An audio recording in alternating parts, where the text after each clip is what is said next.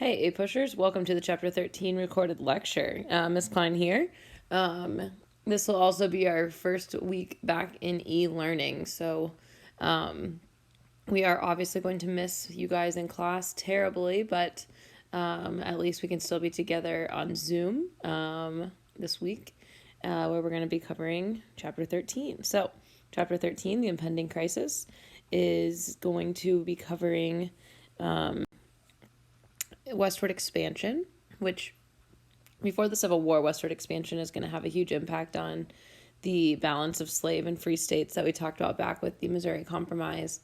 And the country is on the brink of separation. So this every piece of territory that's added to the United States is going to be controversial in the sense of, is it going to be slave? Is it going to be free? What is slavery going to look like? Etc. We'll talk about the Mexican War. We'll talk about more sectionalism and how everything kind of unravels in the 1850s leading to the 1860 election.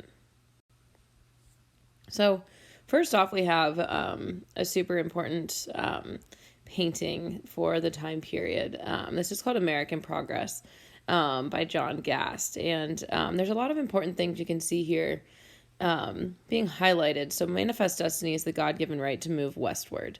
And Americans believed that, we had the power and the blessing of moving from sea to shining sea. So here in this painting, we have an angel as kind of the forefront. And the angel is moving westward. And you can see there's a lot of important things in this painting. You have telegraph lines that she's carrying out west, which we could assume is bringing technology and advancement to the west. You've got railroads, you've got Native Americans and indigenous peoples. You've got the buffalo. You can see too that there's a city in the back right. In this, I think something that students typically point out is that behind the angel is light, and she seems to be bringing light to the darkness. You've got farmers in the front. You've got people on the Oregon Trail. So a lot of really important kind of themes of this time period here in the painting of American progress and in bringing progress to the West, which is what we're doing in the 1840s and 1850s. So you can see here how we're moving westward. Before 1810, you have the green, and then by 1850 is the orange, which is where we've settled. You can see out in California, we've got the gold rush going on in a couple other places. You've seen people moving into Texas and the Louisiana Territory. Okay, so when we talk about manifest destiny, this is the idea that Americans could not only expand westward, but it was actually their destiny or God-given right. Unfortunately, this is where we continue to see, a racial justification for westward expansion, this belief of white superiority and the fact that non-whites don't belong in this area, and this is land that's been designated for white democracy. And this is a widespread mindset, especially of the Democratic Party, but really both parties in general here.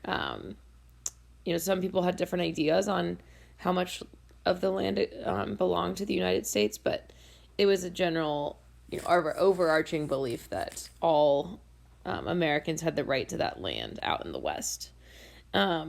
We do see some people that are opposed to further expansion. They believe that it's going to expand the electorate. It's going to only cause more controversy, over slavery, etc. So not everybody's completely on board of westward expansion. One of the biggest territories in question here is Texas. At the time, Texas was controlled by Mexico, as we had ceded this land to Spain, and then the Mexican army was able to defeat Spain. So we do see Americans, though, start moving into Texas, especially into eastern Texas. And Mexico supports this because of the economic gains that they're seeing from the farming and plantations that are being built in that area. So most Americans who were settling in Texas were bringing slaves with them. And there was a lot of money and it was pretty lucrative to be moving into that area. We see prospectors who were getting land grants from the Mexican government to bring settlers in, but remember, they're bringing in slaves with them, which when the time comes, Texas will become a slave state.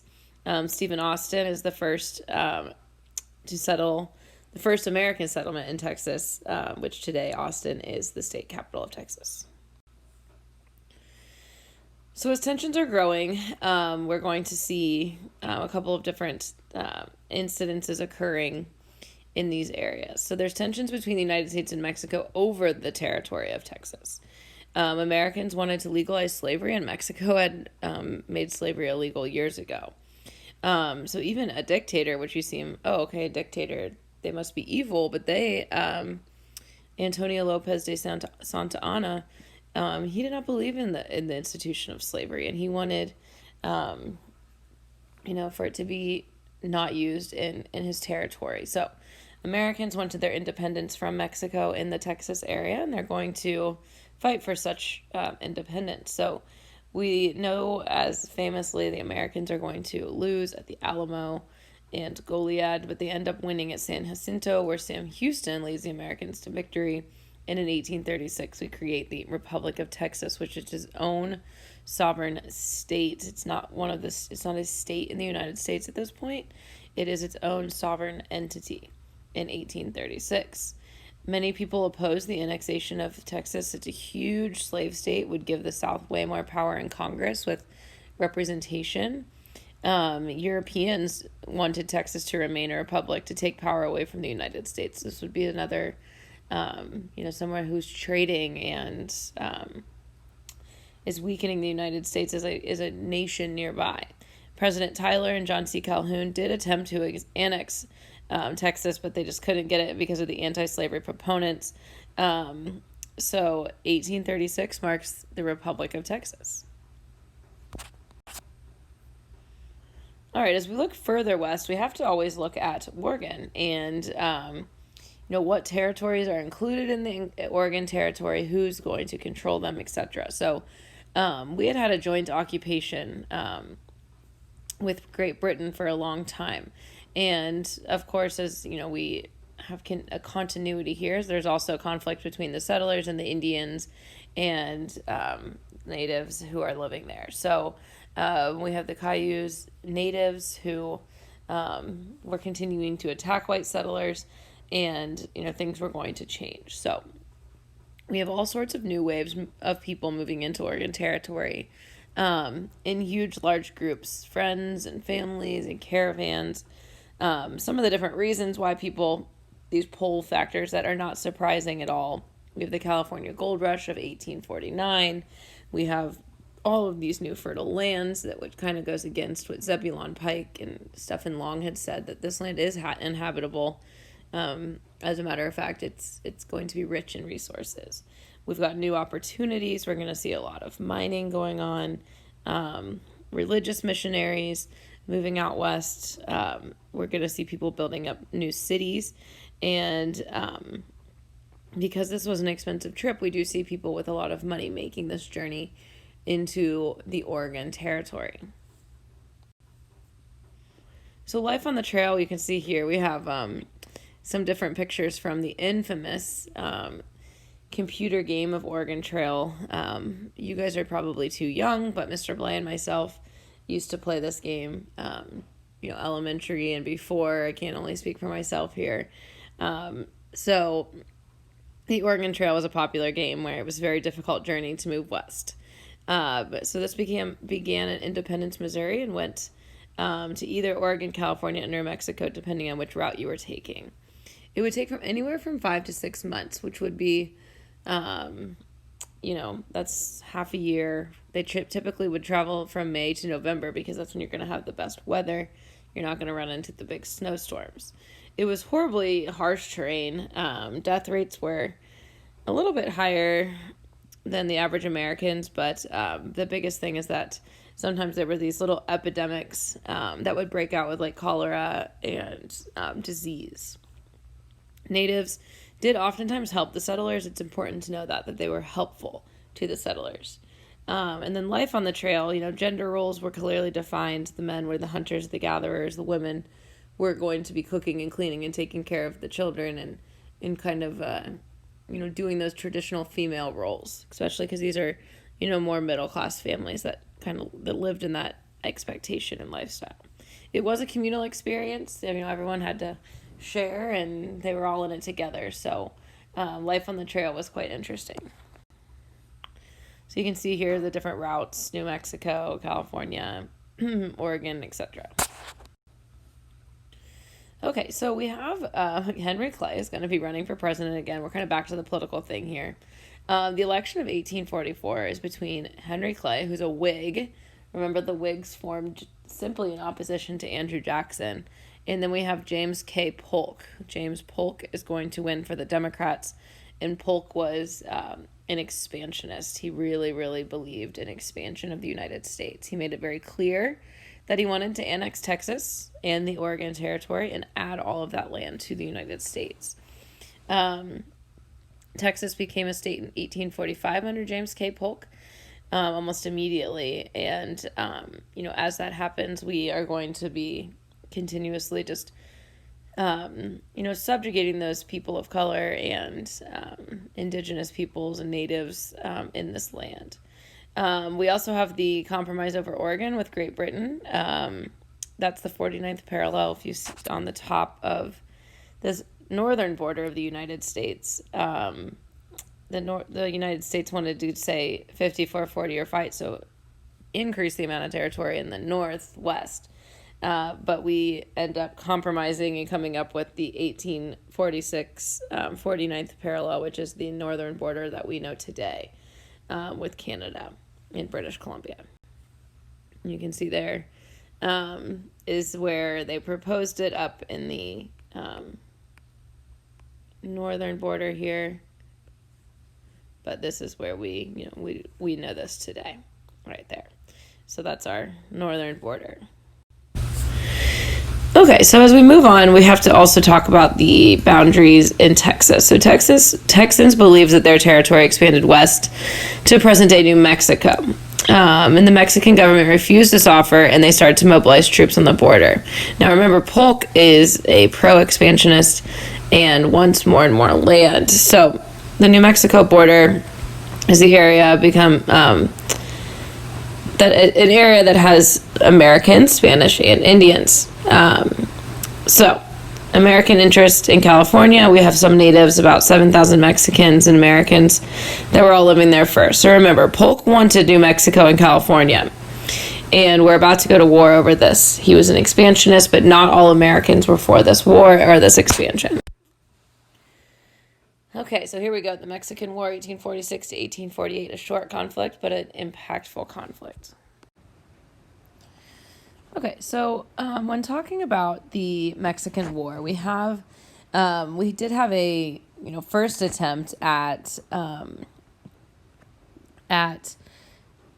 avoiding conflict. So the U.S. first tries to buy California, just write a check, call it a day, and New Mexico from Mexico, and they reject the offer.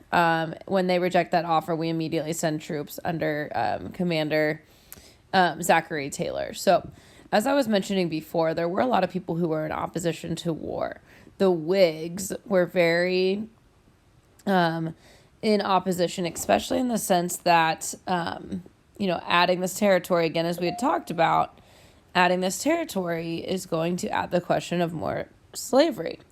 And that made people nervous. So the Whigs claimed that the incident at the Rio Grande, that started the war, was a staged conflict. Many Americans believe that we should just be focusing on the Pacific Northwest, where there's less issues with Mexico. Some people who were against the war, we have Ulysses S. Grant, Abraham Lincoln, and Henry David Thoreau, the transcendentalist who refused to pay his taxes because he thought that this was an immoral and unjust war. The U.S. Army makes some advances towards Mexico City in the Mexican War, but Zachary Taylor, who will now kind of be a political enemy with Polk, is going to let the enemy flee, But we do, in the Bear Flag Revolution, Colonel Kearney, sweeps through Santa Fe, New Mexico, and seizes control of California.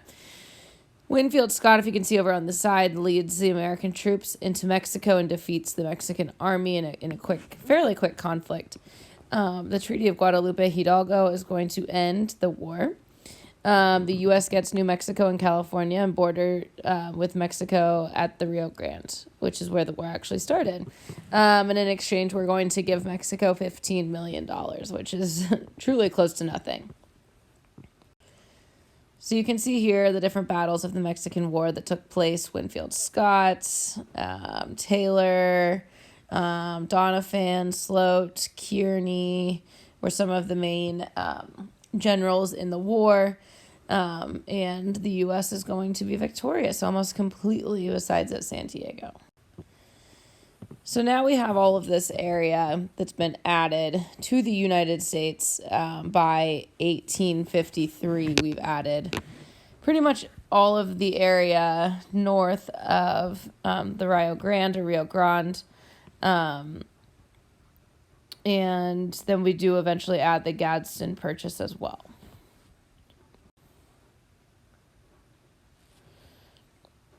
Okay, so a couple of things that we have to talk about here is territory. I'm sorry, is slavery and what's going on. So the Wilmot's Proviso says that all property gained from Mexico should be free states, and this kept getting pushed through Congress but rejected. It was debated for years. Southerners debated that they had a right to bring their property with them into new territories, which obviously slaves would be their property. Polk says, well, why don't we just expand the Missouri Compromise to the Pacific Coast, which would be anything north of the 3630 is free and anything south is slave. Other people believed in the idea of popular sovereignty, so just let the people of the territory decide, and that's what we ultimately are going to go with, is popular sovereignty. We also see through all of this another party emerge, which is the Free Soil Party. They're anti-slavery third party, but what they believe in is that that new land should be free. So the 1848 election, Zachary Taylor is going to win. Lewis Cass is going to lose, and then of all people, Martin Van Buren is back running for the Free Soil Party, which is a little bit surprising. Zachary Taylor wins, however, Van Buren is going to win 10 seats for a third party, which does not happen very often. It's showing the power of this anti-slavery movement. All right, so as we continue, the California Gold Rush, gold was discovered in 1848, and by 1852, the population in California is going to go from 14,000 to 220,000, which is just crazy. This was mostly men, about 95%. Not many 49ers actually got rich from gold, but they did, put California on this path to prosperity in the sense of building up new cities. Most of them came with nothing. And they're setting up towns with solely men, which is a little bit scary, no offense, but, you should have like a family unit since we can learn that from the English versus the Spanish and things like that from a long time before. We also see the first Chinese migrants coming to the United States. Their hope was to come to the United States, get rich, and return home, but many of these Chinese end up staying in the United States and being persecuted for years to come. We also see Indian slavery in the West. Indians were either being killed or used as indentured servants, literally hunted. So it was a very diverse territory that desperately needed some organizing or potential statehood.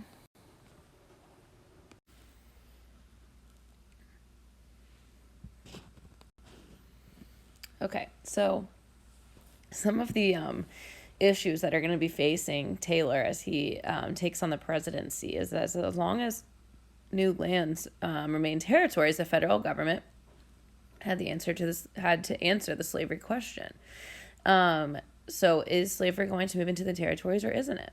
California adopts a constitution that prohibits slavery and will gain their statehood. Some were trying to abolish slavery in Washington, D.C. New Mexico is going to prohibit slavery, which is still a territory. Northern states were creating laws which banned the return of fugitive slaves, and southern states were creating laws that required the return of fugitive slaves, which were runaway slaves that came to the north. California and New Mexico would offset the slave in free ratio. So California and New Mexico would give 17 free states, 15 slave states. So here we need a compromise to settle these debates, and we're going to get the Compromise of 1850. The Compromise of 1850 is extremely important. Henry Clay, the great compromiser, who has now lost multiple presidential elections, is going to come through. And what he's going to say is he's going to create a bill in Congress. And what this bill is going to say is that California is a free state. Boom. Territorial governments in other lands from Mexico had no restrictions on slavery. So territories could have slavery.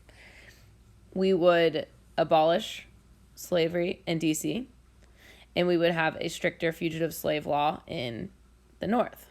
So, if we look at this here, we've got, this is going to be for the North, South, North, South.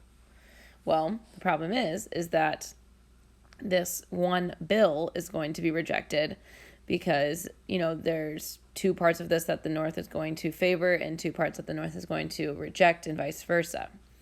So what's basically going to happen is we need to bring in a new phase of leadership, a new group of leaders. And this one we're going to see Douglas, Davis, and Seward. Douglas is from the West in Illinois. Davis is from the South, and William Seward is from the North. What they do is they break up Clay's proposal into four separate pieces of legislation so that Congress would ratify each part individually. They made a few backroom deals, and Congress approved all parts of the bill instead of making it all one part. So this is the Compromise of 1850. The Compromise of 1850 did not fix any problems. It simply put a Band-Aid on a nation that was truly falling apart. Okay, so as we see, here is kind of where the country stands in 1850. Free states in the North and territories. So we have slave states in the South, and then we have decisions that have been left to territories by 1850. And then you can see the slaves that are living in these states. So 51% of Mississippi was slave. 51%, over half. 44% in Florida of the population. So just massive, massive numbers of slaves, which also means if slaves are freed, what is their life going to look like? And that's a huge question, not only for the South, but also for the North.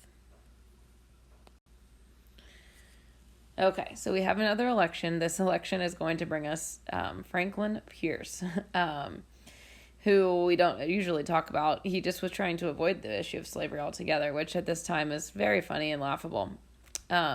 He was a Democrat. He won simply because of a faction between the Whigs and the Free Soil Party of Winfield Scott and John Hale. So basically what happens, many Northerners refused to return slaves, making Southerners feel like they had been defeated in that huge piece of the Compromise of 1850, that we would have a stricter fugitive slave law. The North was just simply ignoring it, and they got really, really upset. All the while, we also have what's called Young America, and it's this idea of expanding American democracy throughout the world. This gained support from Franklin Pierce. He thought, if we just bring in more territory outside of the United States, maybe we can make some of that slave.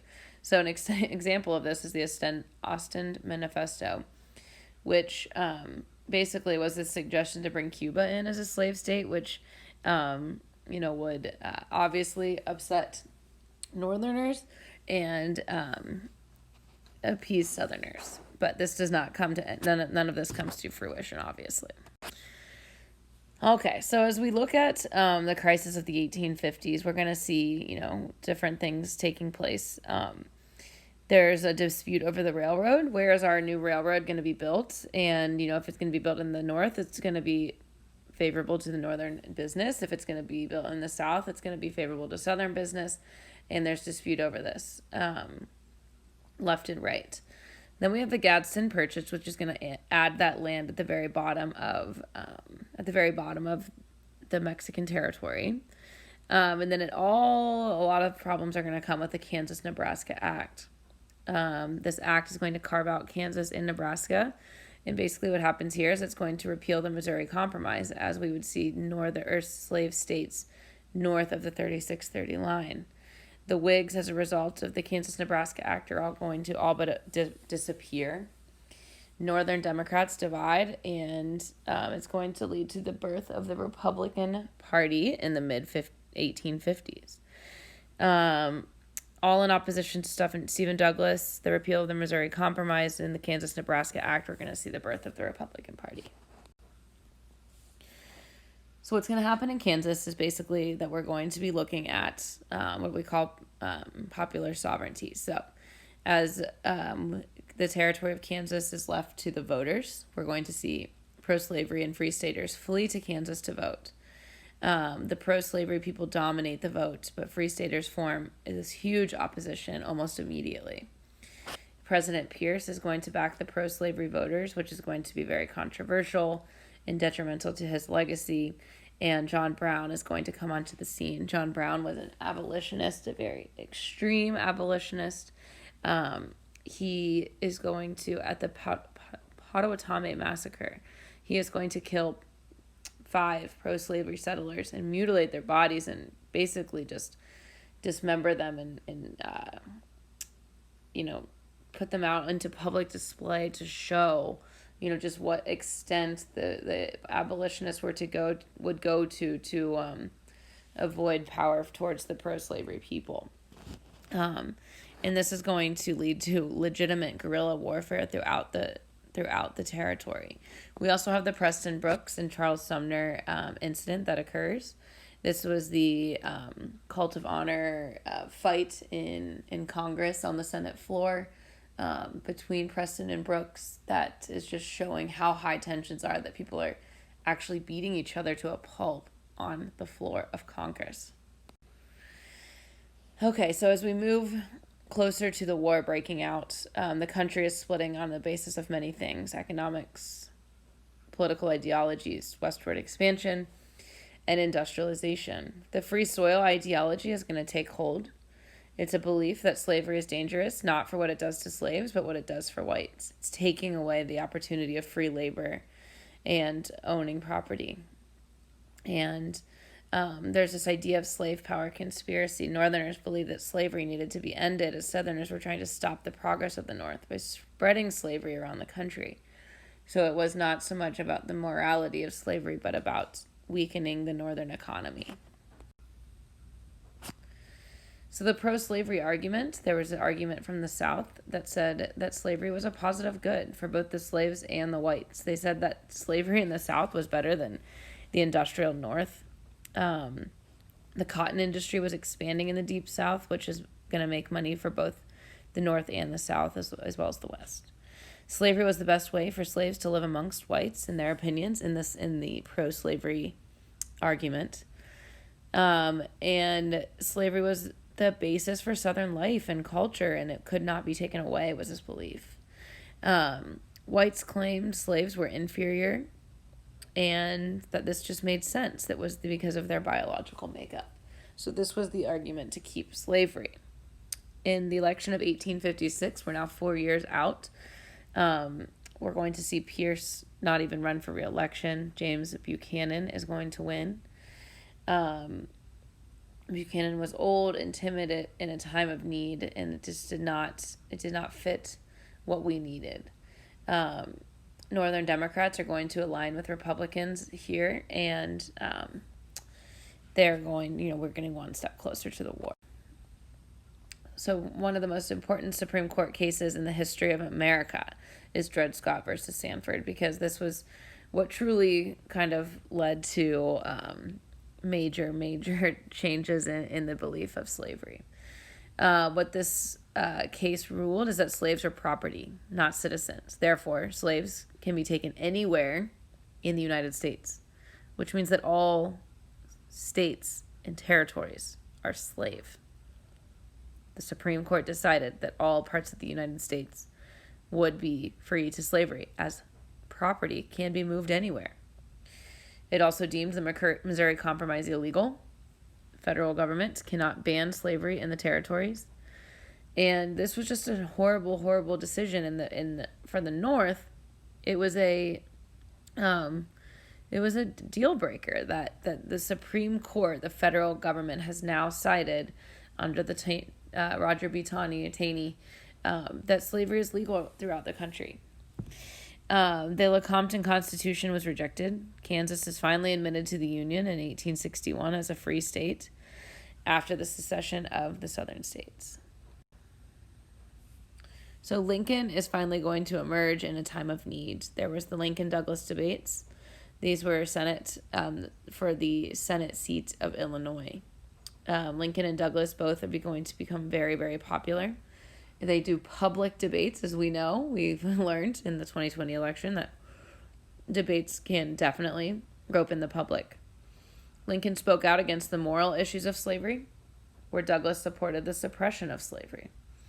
They both were against it. Lincoln did not support the idea that blacks were equal to whites, but he did staunchly believe that blacks had a right to natural rights defined in the Declaration of Independence, the life, liberty, and pursuit of happiness. He wanted to prevent the spread of slavery, but not abolish it where it already existed. Please make sure you remember that. Lincoln did not want to abolish slavery in the beginning. He simply wanted to prevent the spread. Something that really was detrimental to the North was John Brown's raid on Harper's Ferry in 1859. He is going to raid Harper's Ferry, and many people are going to die.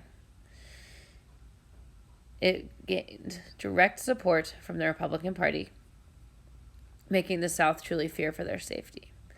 And as a result, we're going to start seeing the South become more and more pro-secession. The election of Lincoln in 1860 is going to divide the Democrats. We have the Southern Democrats, and then we have the Western Democrats. And Lincoln is going to win the election of 1860. Only 40% of voters chose Lincoln, but because of all of the factions, this is still going to lead to his victory. So the election of 1860 is going to give Lincoln 180 electoral votes, under 40% of the popular vote. J.C. Breckinridge of the Southern Democratic Party, the Constitutional Union of John Bell, and Stephen Douglas of the Northern Democratic Party are going to, you don't see electoral votes like this very often, so ever, really, in the history. So pretty much the first thing that's going to happen after the election is the secession of South Carolina, and that will be the start of Chapter 14.